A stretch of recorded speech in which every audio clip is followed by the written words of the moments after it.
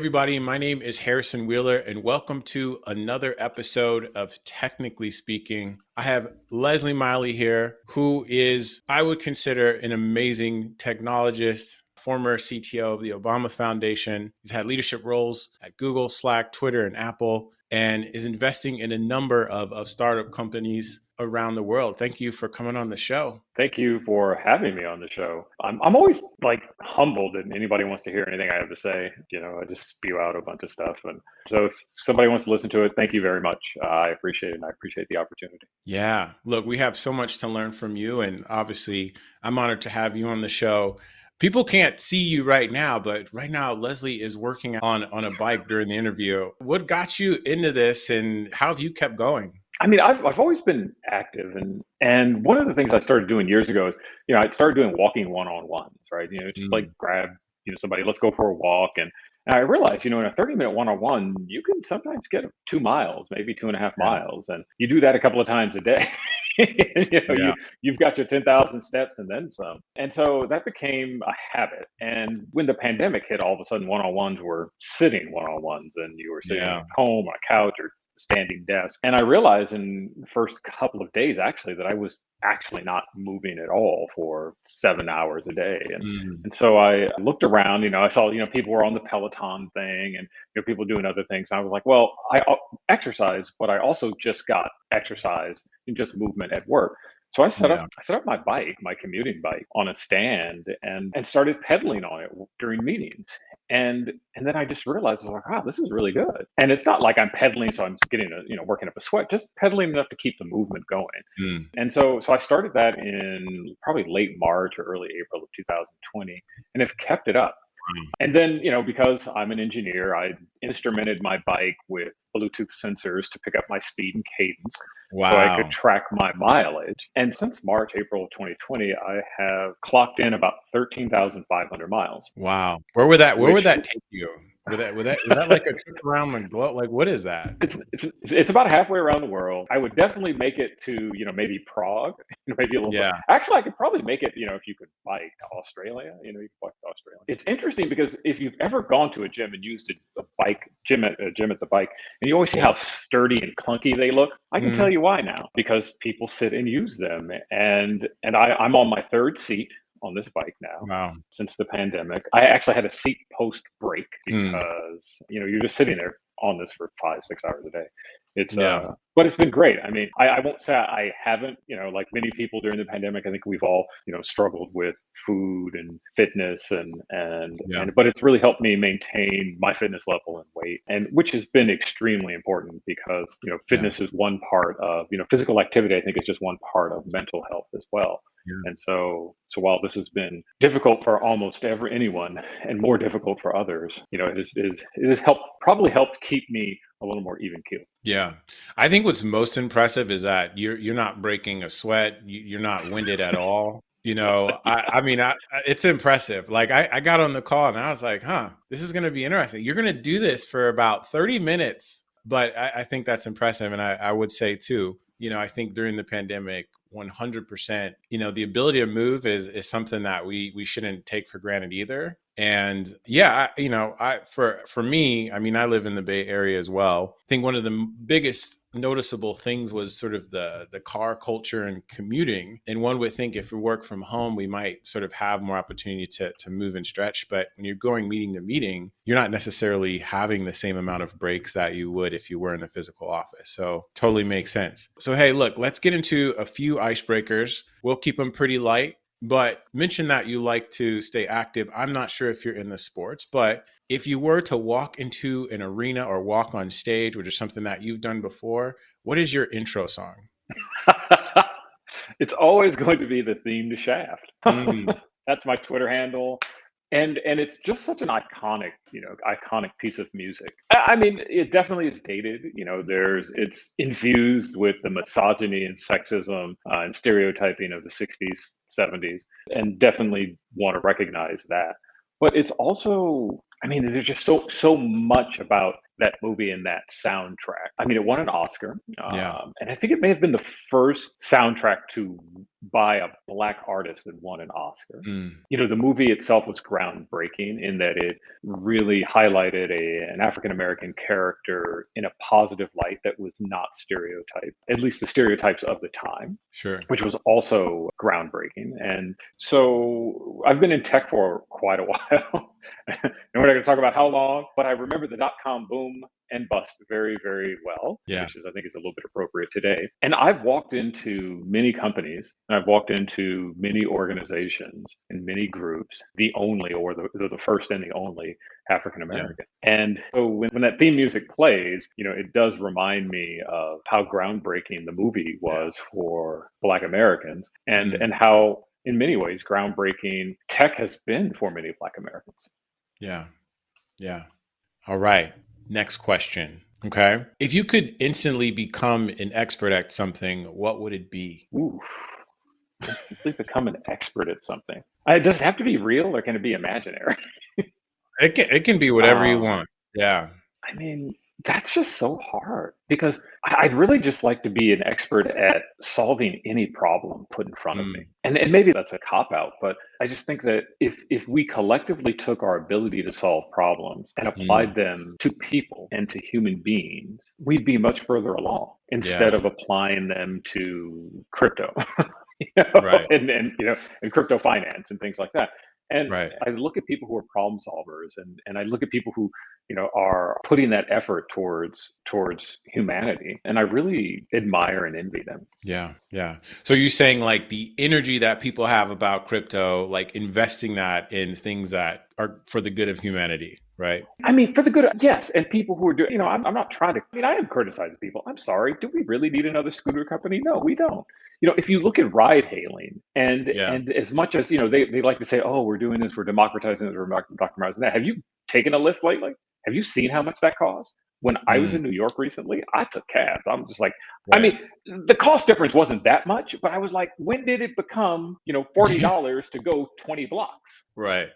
Right? And Yeah. who wants to walk 20 blocks when it's 94 degrees in New York? I mean, you could take the subway for $3 or 275, whatever it is today.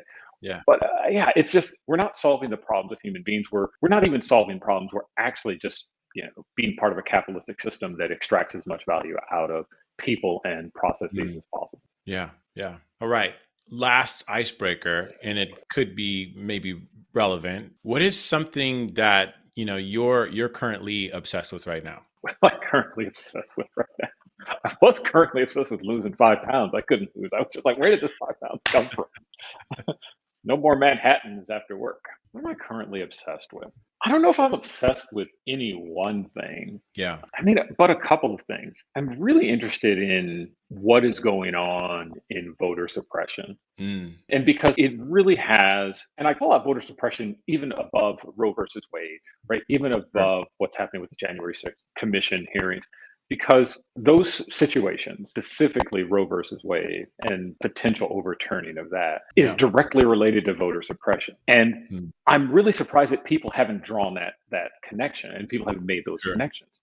And I've said to people, I'm like, if we saw this kind of energy when Wisconsin was suppressing voters back in 2011, 2012, we wouldn't be here today. And when Right. you have, our so-called leaders in power saying, well, if you don't like this, go out and vote. And I'm like, well, that's why we voted the last time, for Right. you to do something about this. And you haven't. And I'm not Right. going to just give you my vote again when Sure. you didn't take care of us the first time. And by taking care of us Mm. was to actually kill the filibuster, pass voting legislation Not that be would at this protect point. people's rights. Yeah, it's Yeah. like we're at this point because you didn't have the courage to do Right. what was necessary.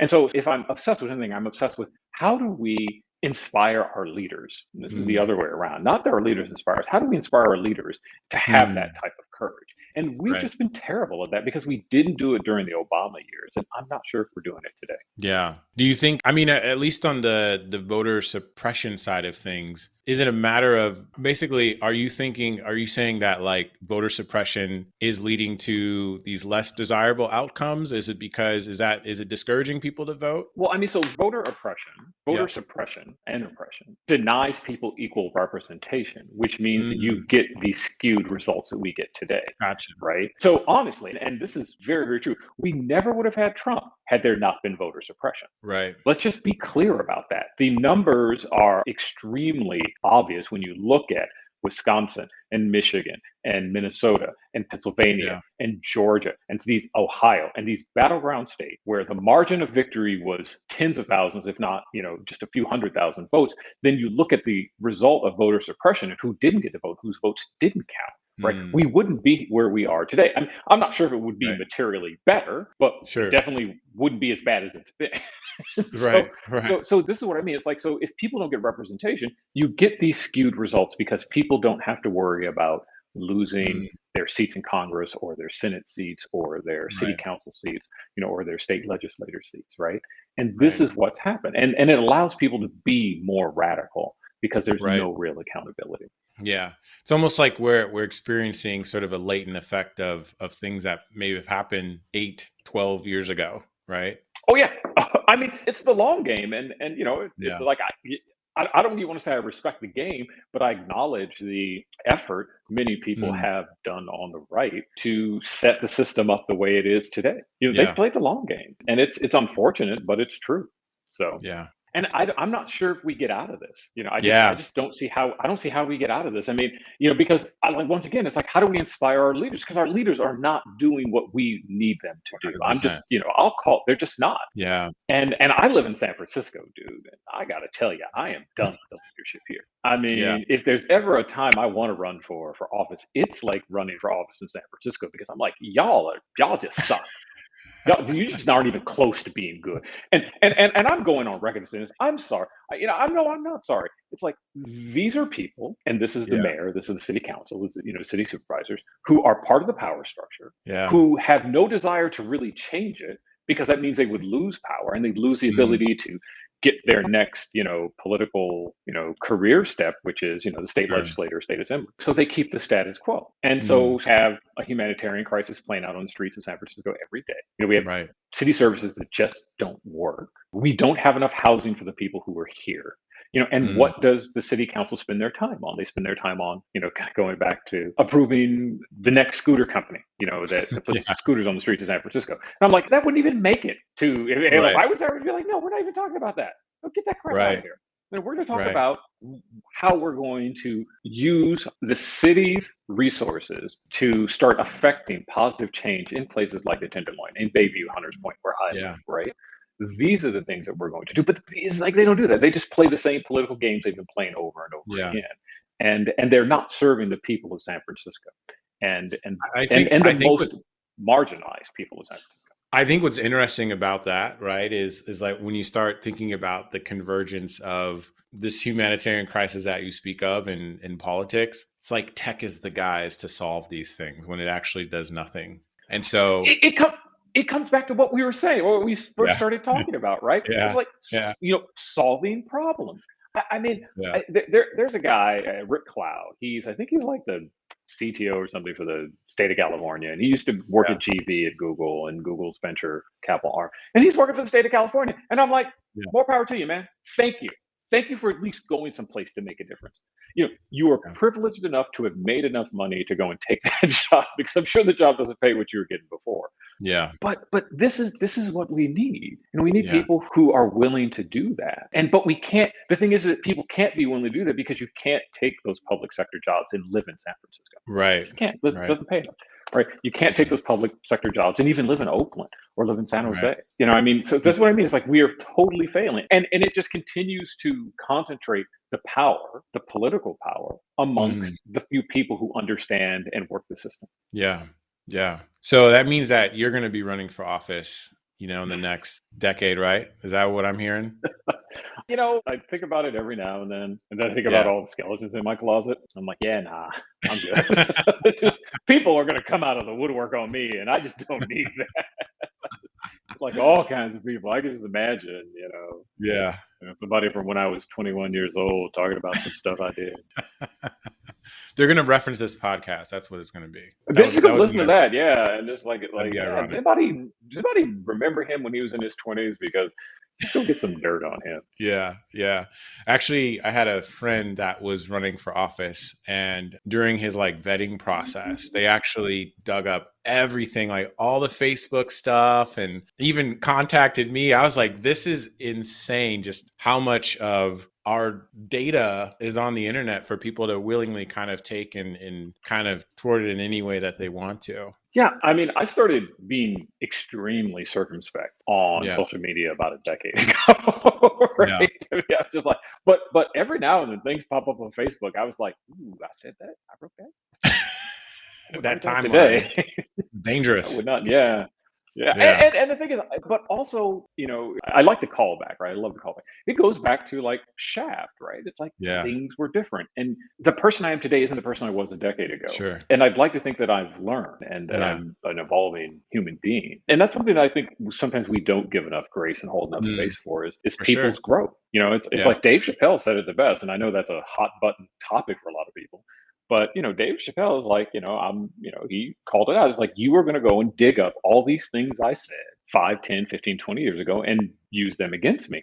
And some of it is probably appropriate, right? If I was getting up there and ranting about, you know, women's rights and why women should be doing this, women should be doing it, being a sexist, misogynist, to the extent that it was, to the extent that it was really, really, really bad, like Harvey Weinstein bad. Yeah, Yeah. use that against me. You know, Yeah. but I grew up, in the '90s, man. As I listen to gangster rap, and it's misogynistic, and it's sexist, and it glorifies violence and all the things that we don't approve of today. Sure. But just because I liked it and listened to it doesn't make me that person today. And this is Yeah. something that I think that we have to, as a society, start to understand and hold space that people do grow and change, and Yeah. look at them for what they're doing now, not for what they listened to or wrote 15 or 20 years ago, unless they're just the same person, because some people are the same people. I mean, many people just don't change. Yeah. Well, look, on that note, I think it's actually a great sort of like segue of who is Leslie Miley. Maybe give us like just like a brief kind of story about who you are and how you got to where you are and what you do today. Definitely not a traditional path by any stretch Yeah. of the imagination. I grew up in Silicon Valley, and that just afforded an amazing opportunity to watch what was going on. And I grew up during the time when it was transitioning from the tail end of agriculture, because it used to be a place where you could grow anything, to chip manufacturing, right, Silicon Valley, to what it is today, which is tech companies. And watching that, my nightly news was watching Steve Jobs, do a product announcement. My nightly news, was watching HP and Mm. Oracle, and these companies kind of grow, and these people on TV selling the future. Yeah. And it was inspiring in ways that I didn't recognize. I mean, I'm 10, 11, 12, 13 years old, but being in a place where technology is part of your lifestyle meant that I was never intimidated by it, like I think many people can be, because it Mm. was just like it was there. Yeah. I mean, people had video games, people had computers, early computers. Right. And even though, your parents are always like, don't touch this, don't do this, I would do it anyway. So I grew up hacking. I grew up hacking cable boxes to get all the channels and then selling access to that. So I show up at your house with my toolkit. And the statute of limitations has run out, so I'm good at telling the story.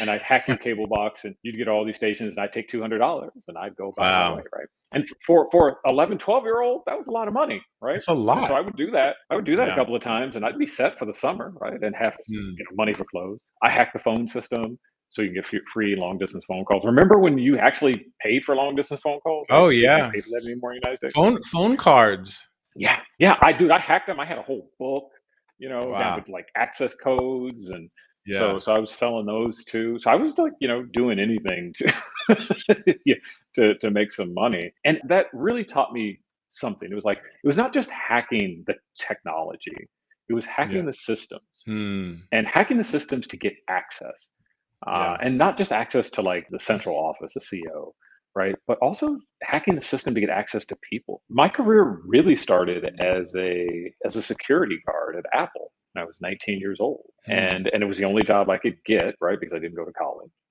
and and So here I am at 1 o'clock in the morning doing the graveyard shift, walking around Was Apple, this at like their Cupertino campus? Cupertino campus. Yeah.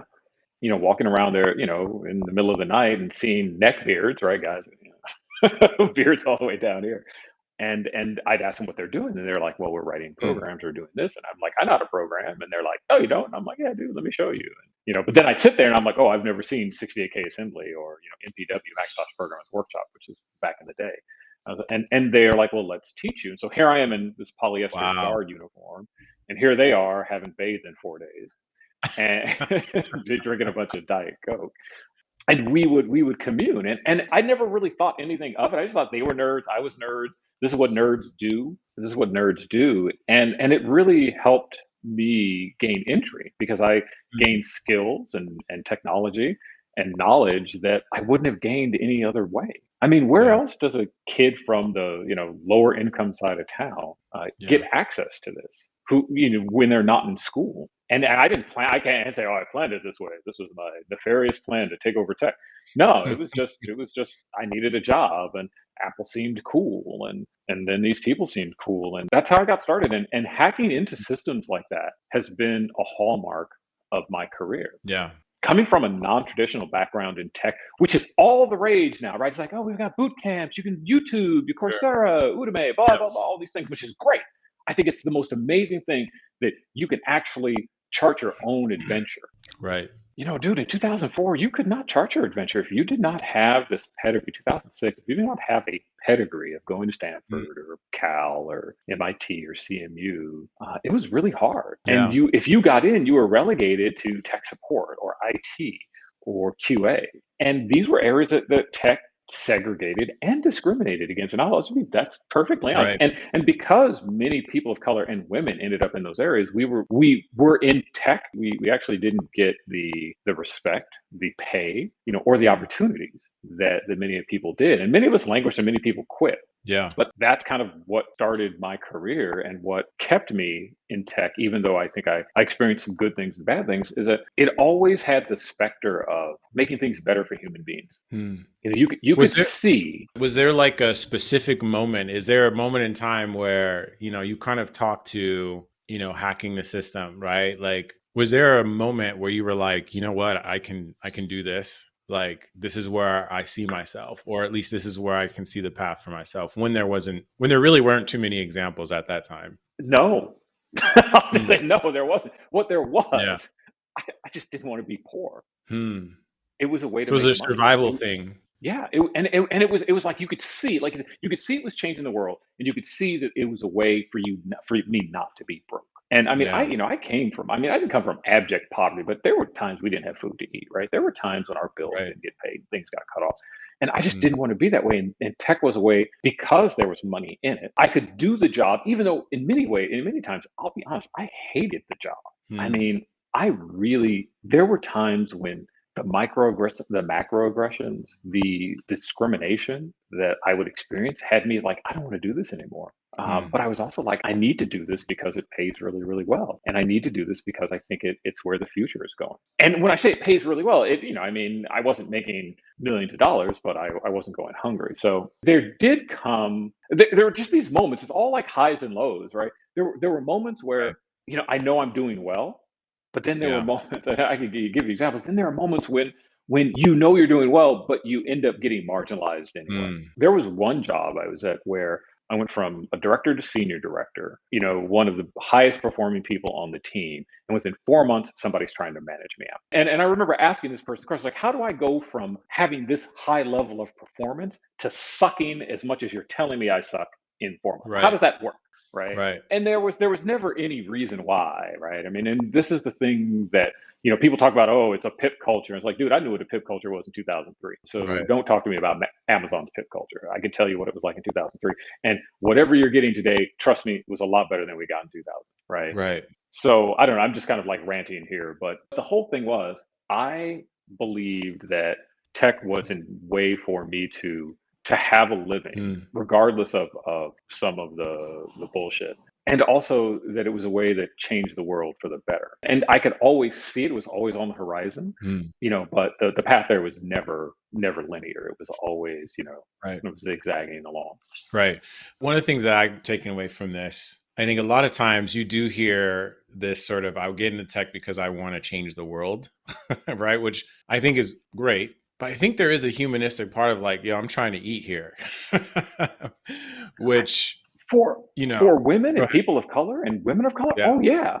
I Yeah. mean, I have no love for Meta. I have no love for parts of Google. I have no love Yeah. for, Coinbase, Yeah. particularly Coinbase today. But if they're gonna give you generational wealth, do Yeah. it. Yeah. I mean, as I, during, I don't know, it was like last year or sometime or another. Oh, it was during Tim Neat's exit from Google. And Mhm. somebody was like, "Would you tell people of color not to join Google?" I'm like, "No, no, of course not. Yeah. Don't take your Google money. Take that money. That makes a difference in your life more than anything Right. else. So you need to go and do this." What I will tell is, I'll tell white people to quit. Y'all gonna be okay, right? You're gonna be okay. Yeah. You go get another job. You don't have to worry about what she had to worry about, or what I had to worry Right. about. Many other people had to worry about. You Right. know, but people of color, these jobs are transformational. Rodney Mhm. Urquhart, who's a staff engineer at Slack, he coined a phrase. He called it the reverse friends and family round, right? Where when it's a perfect statement. Yeah. When we make this kind of money, when we have these kind of resources, stock and bonuses, and Yeah. and whatnot, we can then help out our family. Where Yeah. in many ways, and many of us are the first ones in our family to have this type of wealth. Yes. And Yeah. so, it's like, there's a Frederick Lee, who's the CISO of Gusto. He and I've talked about it. We've all taken care of members of our family, right? And 100%. and this is why it's reverse friends and family. It's like a lot of people come into tech and they get their family who will support them, right? While they start a Yes. company or go to a startup and don't work for anything. Yeah. It's like, now we It do it it the other way around. it's almost like a hierarchy of needs, right? It's like, "Hey, look, let me put my oxygen mask on first. Let me get my family right." And then, I think a lot of times it's in parallel, but it's not the first thing necessarily to think about changing the world right away. But the impact of being able to support your family has actually a ton of instant, like you said, generational benefits that we see. So I really appreciate you kind of having that sort of perspective and also being able to kind of speak that because we don't really hear a lot of that. So I want to kind of fast forward then, right? So you've obviously had extensive experience in leadership roles. And I think I think this is sort of a more nuanced question, right? I think a lot of the discussion is around being a leader, but being a leader is not necessarily sort of an accomplishment that you get and it's stagnant, right? It's changing over time. And so for you, how have your eyes sort of opened up and what it means to be a leader? What are some of the challenges that you've kind of faced as you've transformed throughout your career? Wow. We learn to be leaders. We model leadership based upon the people who we work with and may respect, or who we believe are successful or good leaders. Yeah. Sometimes that's just wrong, right? I Mm. mean, sometimes you're just modeling on the wrong people, but you don't Yeah. know. And unfortunately, tech has had enough successful assholes that Mm. that that a lot of my leadership was modeled on people who were terrible people and terrible, managers and terrible leaders. And then you have to course correct, right? And then you have to like figure that out. And Yeah. that takes time. And I was hoping you'd ask this question because this is such an amazing time to have a conversation like this. And I may send it off in a slightly different direction. Sure. We're seeing headwinds, economic headwinds and adversity for the first time in over a decade. Yeah. Many people who are running companies today have never faced economic adversity in their careers, ever. Mm. So they don't even, and many have never done it in their life. And let's just be honest: Brian Armstrong at Coinbase, he ain't gonna miss a meal. He's not going. He's not going to not be able to afford something, right? Right. His life will not materially change, but he's facing something he's never faced before, and he's showing his true colors. And many other Mm. CEOs, the guy at was it Better, Yeah. they Yeah. they all start showing their true colors. Yet think about the number of people who are modeling their leadership on these folks, right? Mm. So this is how you end up with a Silicon Valley tech bro asshole, right? Because Yeah. when things are going good, you're going to model that leadership, and I saw it and I did it as well. People model their leadership on Steve Jobs when Steve Jobs was peak asshole, right? They Mm. model their leadership on Travis over Uber, and when Travis was peak asshole. So when we model, not just like read a book, but we also see what people do, and we say, "Oh, that's successful. They're successful, so I'm going to do that." And you model off an asshole. Guess what? You're going to be an asshole. You mean asshole. Yeah, it's just that's that, you know, and the thing is recognizing it and then making those course adjustments. And this is something that Yeah. I've tried to do because I know early in my leadership career, dude, I was an asshole. I Yeah. was not. I was, and I did things that I look back on right now. I am hugely embarrassed about, Mm. ashamed, and Yeah. don't even want to talk about it because it's so bad. Yeah. So over the years, I just start picking other leadership models, Yeah. right? President Obama is a great leadership model. Right. Nelson Mandela is a great model of leadership. Mm. And you look at inclusive leadership. You look at leadership that opens doors for people and that uplifts other people, and realize that my job as a leader is to pave the way for future leaders. Mm. That is actually above and beyond helping the company be successful, because if I do that, the company will be successful. So Right. I'm not going to concentrate on shareholder value, right? Or Right. driving revenue or impact. It's like, are the people that I'm managing, are they getting better? Are they growing in their career? And if Mm. they are, then everything else should take care of itself. I mean, you have to pay attention to the bottom line. You can't Yeah. go do stupid things.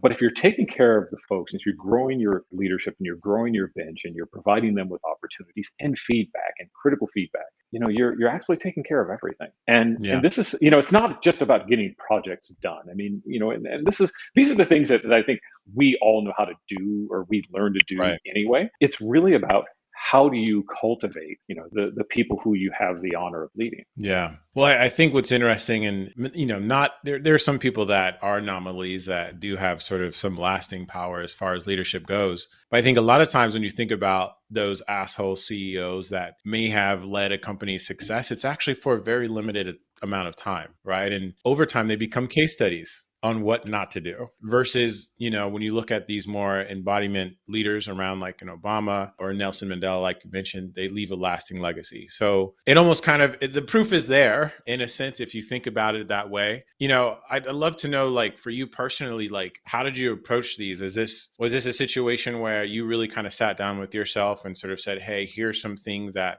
I want to prioritize? Was it a principal approach, or was it just connecting with your team more? Like, tell us how you sort of approach that. I steal shamelessly from people I admire. Mm. And it was finding people who I admired, who I thought were doing a good job, and modeling and talking with them and learning Mm. what and listening and learning what worked for them.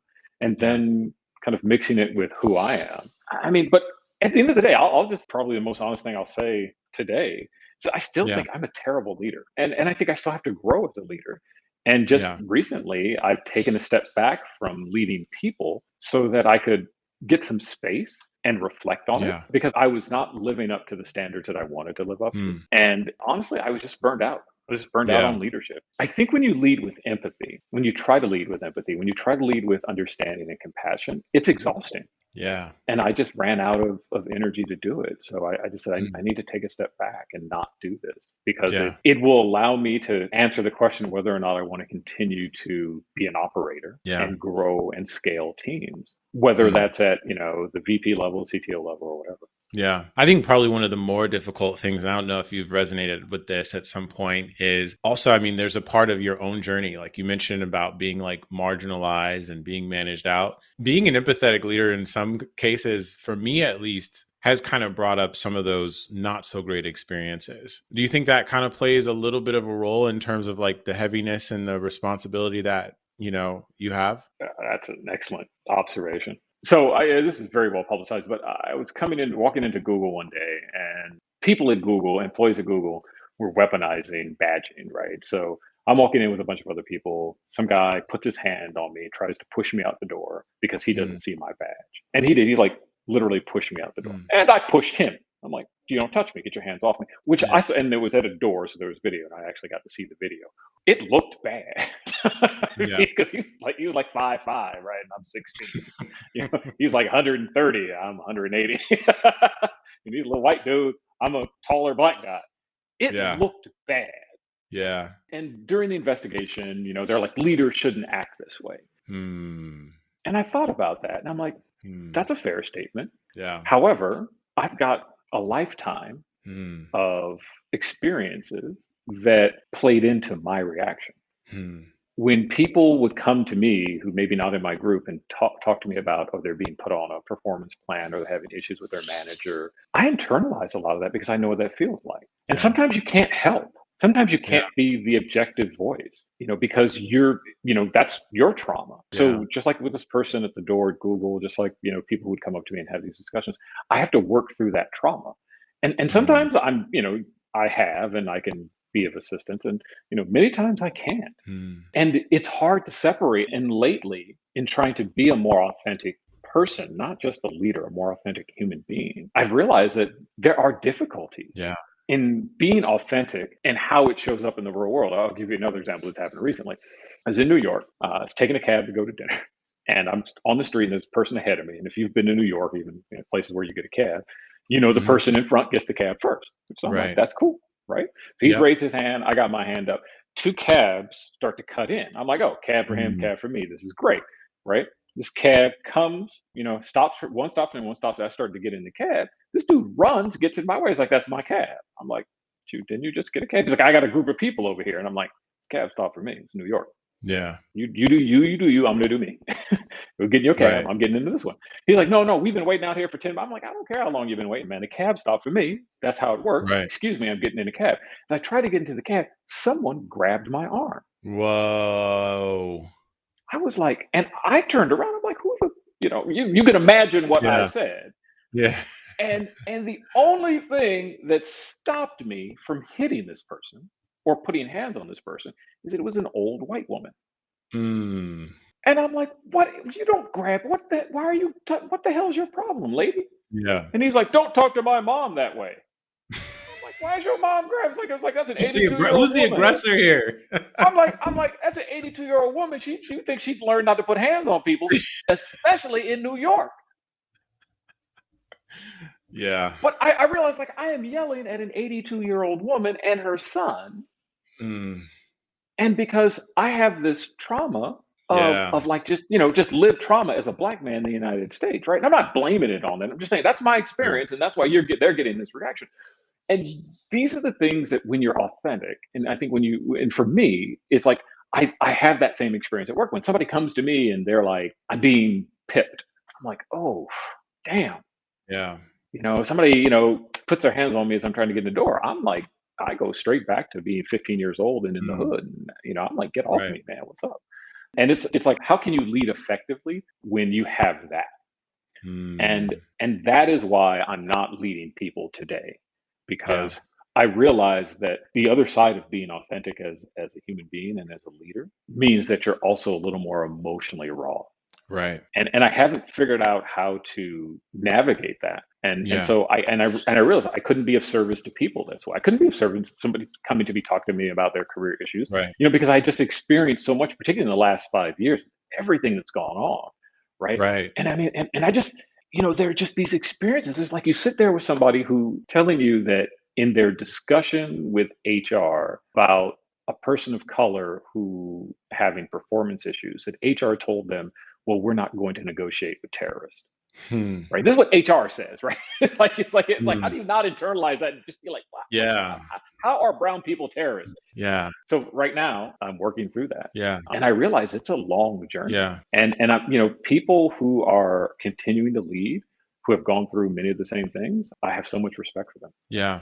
Yeah. Well, thank you for Sorry, I told you it was sharing gonna be a that long because time. Yeah. I think that no, I think that's extremely powerful, and I think it's important to understand that yeah, we've got these lived experiences that we're dealing with, and being a leader isn't just a one-dimensional title that we have, right? It's very complex. There's a lot of weight that comes with it. So on that note, though, like what is next for you? Are there anything that you're working on right now, and what's the future looking forward for Leslie? I was hoping you'd ask that question. So right now I'm working as a technical advisor in the office of the CTO at Microsoft. Wow, awesome. Yeah. So I've been doing that for a little while, which Yeah, is gets me out of leading people, gets me working with yeah. projects, gets me things like sustainability and things like Hmm. digital safety, things like identity, and really problems that can make things better for human beings. Yeah, And some of the problems we've created, let's just be perfectly sure, honest, we've created many sure. of these problems. But they're problems that I'm passionate about, right? I Yeah, wouldn't say I'm obsessed with them, but I'm definitely passionate about them. And I see the impact that they've had on marginalized groups in particular. And this could be a way to help start leveling the playing field Yeah. where we just haven't really thought about it, right? Because when people go to start, when somebody was starting Uber and somebody was starting Lyft and people starting Twitter, they were talking about, oh, let's uplift people, let's make, they weren't. Let's be perfectly honest. I mean, Yeah. Travis was like, I can't get a cab in San Francisco. I can do better than this, right? Yeah. So, and definitely, Mark Zuckerberg was like, I just want a way to to rate women. Really, Yeah. this is what you created. Facebook. Like, no wonder Facebook is a cesspool of what it is today. Is because its very DNA was based upon objectification. Hmm. So this is a way for me to work on these types of problems and work with a group of people who are also passionate about trying to make the world a better place. Which I also Yeah. understand is the same company that owns your company. So Yeah. It's all good. We're in the same family, right? we are in the same family. Yeah. Yeah. So is this more of I mean, obviously you're not coding, right? So does this feel more like a creative kind of place where you're able to kind of exercise that side of your brain a little bit more? In many ways, it's really difficult. I have to be honest with you. Mm, It's because yeah. as an operator, you can just tell people what to do. Sure. Right? Yeah. Like, hey, Yeah. yeah, go Yeah. do this Yeah. stuff. It's different. Yeah, yeah. Now it's influence, and that Mm, is something I am terrible at. And yeah. influence in the way that it happens in businesses, right? It's like, oh, Yeah. sit down, talk to this person, listen to what they have to say, go and do the rounds. And I'm somewhat of an introvert. I'm very much an Sure. introvert. So doing those rounds is really exhausting to me. So I really try to be as impactful as I can, and which also means and I know probably you don't get it here. I will sit through a meeting for 90% of it, and not say a word, Mm, right? But I try to I just want to hit the things that are really important. Y'all can talk about everything else. I just want to make sure that the perspective that I have as, I hate using the term technologist, but I do think of myself as a technologist, as someone who's done this for 20 plus years, as someone who has seen it from all different sides, right? From yeah. the heights of privilege, to the depths of marginalization. It brings a different perspective. And I just think it's so important. And it's amazing to me. And I don't stand for many companies, right? But Sure.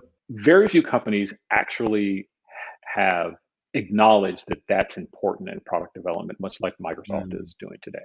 They yeah. they realize that that's been something that's missing from their product. So it's definitely a different set of brain muscles I get to exercise as opposed to the Yeah. spike.